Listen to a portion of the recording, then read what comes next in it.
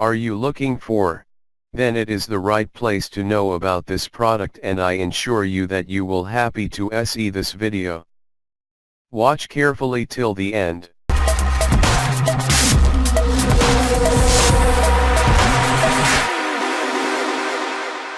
The iPhone SIXS display is clear, bright, laminated to the glass and insanely colorful. The first time I saw it on the iPhone 6 I thought it was a fake picture stuck on top of a dummy unit, such was the clarity on offer. So to use the same thing on the iPhone SIXS makes sense. After all, the lower pixel count means it can be thinner and the battery can last longer, thanks to having fewer pixels to drive. But there are some things missing. For instance, the contrast ratio, the difference between the brightest and darkest parts of the screen, is still poor, with the black areas looking a little gray. Samsung's Galaxy range predominantly uses OLED technology, which offers true blacks and high brightness and packs a much better visual punch, and would have suited the iPhone down to the ground. The sharpness in side-by-side tests is clearly lower too. The 326 pixels per inch is very low even compared the 401 ppi of the iPhone SIXS Plus, and most other models are over 500 ppi to bring really clear displays. Given OLED technology is used in the Apple Watch, and admittedly it looks brilliant, it's a shame the same thing couldn't have been done with the iPhone SIXS.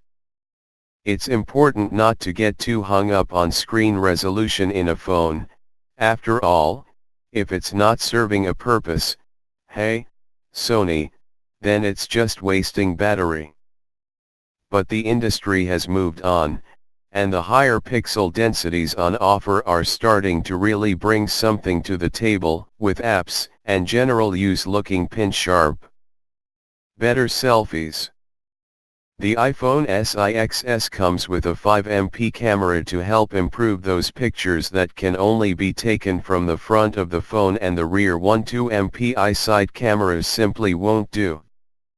The front-facing camera is imbued with all the same features as the rear sensor, and that means it even includes a flash. Before you spit out your smoothie/tea/soy latte in amazement at the thought of an iPhone having a front flash though, don't get too excited. It's not an LED light taking up precious space from the front of the phone, but Apple's way of using the screen more effectively. The LG G3 had a special mode to illuminate selfies, but that just shoved the viewfinder into a smaller image on the screen and lit up the edges, which provided an erratic glow. The iPhone SIXS has a smarter mode. It'll take a quick look at the surroundings by brightening the screen, then amp up the brightness by 3 times to provide said flash. What's impressive is that the phone works out the color balance of your surrounding and then provides the right level of white to get the best picture. It's awesome to have all the same options: HDR mode, filters, timer and flash, all available in the front-facing and rear-facing camera, and the quality of the photos is improved as a result, with the 5MP sensor providing a real enhancement over the paltry 1.2MP sensor used in previous models. The battery life in the iPhone 6 was finally not terrible, and while the iPhone SIXS hasn't really pushed that ability on any further, it's still in the mix with other smartphones that launched at around the same time. That doesn't mean it has stellar battery life by any stretch though, as it will still struggle to last the day. It's only saved by the fact that most of the other top phones of the period, the HTC 10, Huawei IP9 and LG G5, all can't manage the same thing either. The handsets all desperately trying to fire more pixels in the screen or update more apps to provide a richer experience. This is a problem that Apple still hasn't fully overcome, as even the iPhone X Sunly has what we'd call acceptable life. That said, there are plenty of newer handsets that do offer good battery life, both at the high end, the Huawei Mate 20 Pro for example, and the low end, such as the Moto E5 Plus. What is cool is that Apple now provides more info as to what's going on behind the scenes with the battery. Not only does it tell you what's been nabbing all your power in the last 24 hours/week, but it will also tell you how much of that was background and foreground effort. That means if you see Facebook is taking most of your battery and constantly updating when you're not looking, you can disable it to get back that life, and not really lose much functionality. Or perhaps it's an app that's acting up.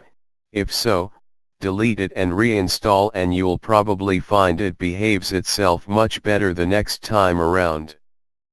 You understand that apps you're looking at all day long drain the battery, anything on the screen is a power hog, but when you can finally get a handle on what's doing it in the background you can really begin to manage your battery better. That doesn't mean I was able to really get a lot of battery life out of the iPhone though. Even when I'd managed to get rid of the apps that were taking the most power, things like Apple Music would pop up and take their space, despite not being in the foreground. The battery life issue doesn't seem to be based on anything in particular. If you're listening to a lot of music on Spotify or keeping things updating in the background, then it'll eat the power without you really noticing, leading to around 30% when it's time to go home. Keeping the screen brightness down will help a little here, but if Apple could make an OLED screen work on the iPhone then it would take back even more battery life. The reason could have been shown off at the Apple launch itself. The iPhone SIXS was seen in a video sporting 1715 mAh battery, which is much lower than the 1810 mAh offering placed in the iPhone 6. That additional 3D touch circuitry certainly seems to have come at a price. In terms of out-and-out testing, we ran a full HD at full brightness for 90 minutes from full power. The iPhone SIXS dropped down to 70% power left, which isn't a great score. It's even worse when you consider that the iPhone 6 managed to get to only 74% in the same test. Like for like, the older model is capable of running longer. That patchy battery performance was also highlighted in our flagship battery test, where we put the iPhone SIXS up against the Samsung Galaxy S7, HTC 10, LG G5, Huawei IP9 and Sony Xperia Z5 to see which performed the best. The simple tests saw a web script run on each phone, loading a series of different websites on a continuous loop at full brightness for 2 hours. Unfortunately for the iPhone SIXS it was the poorest performer, so if you're planning on doing a lot of web browsing you might want to take it a little easy on this phone. Music, well, Apple Music. The audio capabilities of the iPhone SIXS are, once again, really rather brilliant, and as loath as I am to admit it, really augmented by Apple Music. I only say loath because I'm getting tired with the amount of streaming services available at the moment, not because it's a poor service. I'm yet to be convinced by Beats One as a radio station. I've got loads I'm already into based on specific genres, rather than the pick and mix attitude of Zane Lowe and Chums, but the range and catalog on offer is strong from Apple. The curated playlists perhaps aren't in the same league as Spotify, but it's when you use Siri to get you some tunes that things really start to pick up. Saying Siri, I want to hear the latest EDM tunes will result in the voice-powered ASIS stand popping off to the Apple Music app for you and starting something playing instantly, although in this case, it gave me the Spider-Man 2 theme.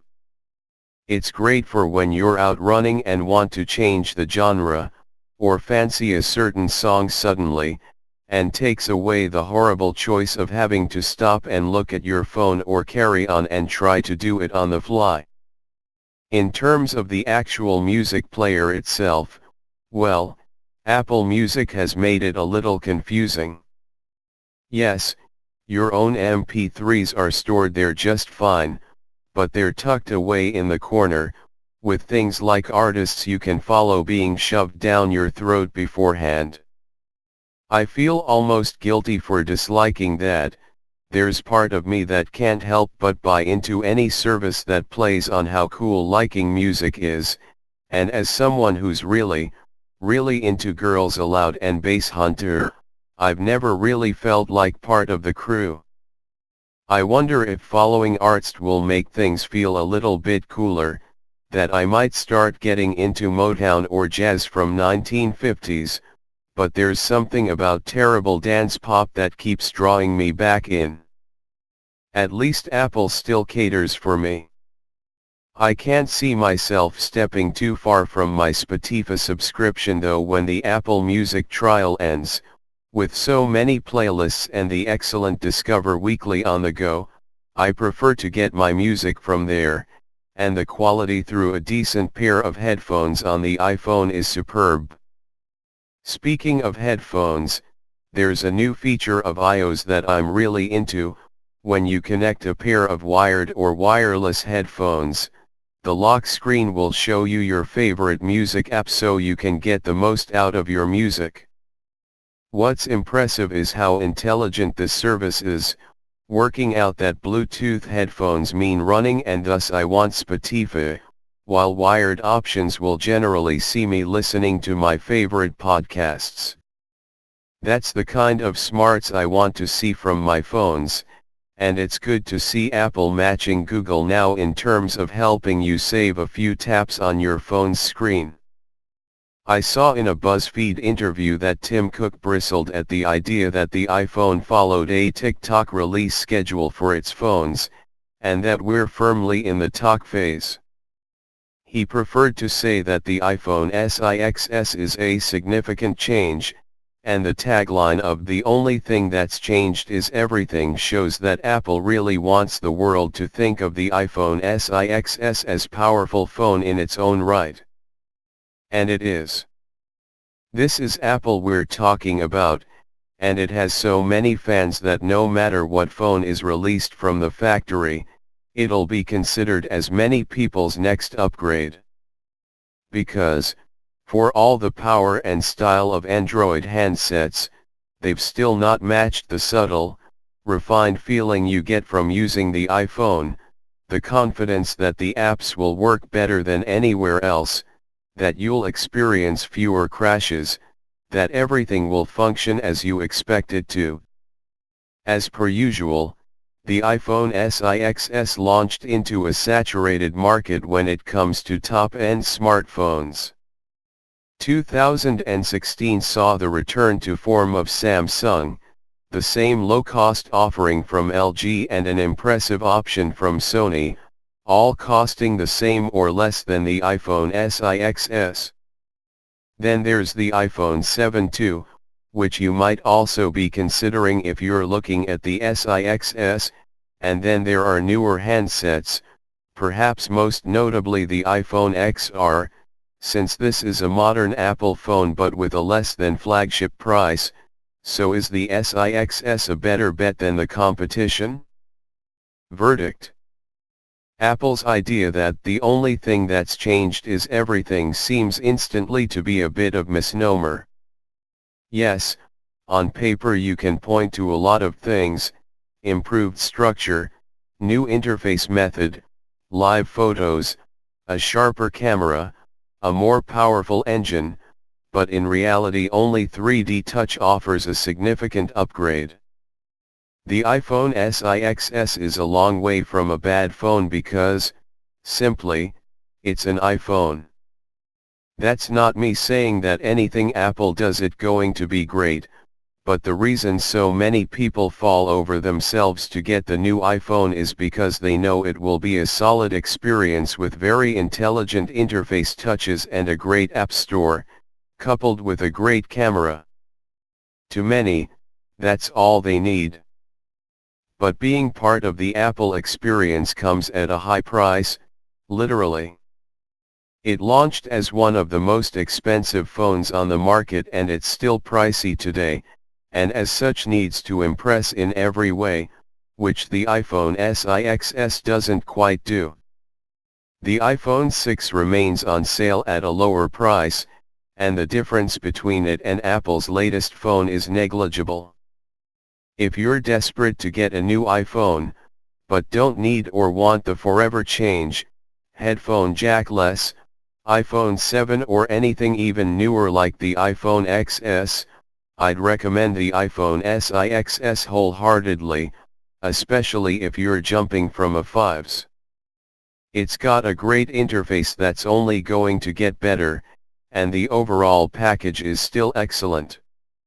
However, if you're a little more thrifty, and still in the Apple camp, then perhaps the iPhone 6, or iPhone SE, will suit your needs a little more adequately. You're not losing a lot and still getting a great phone.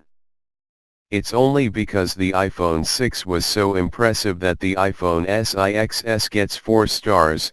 It needed a massive leap forward to eclipse that model, but it's still a great phone in its own right.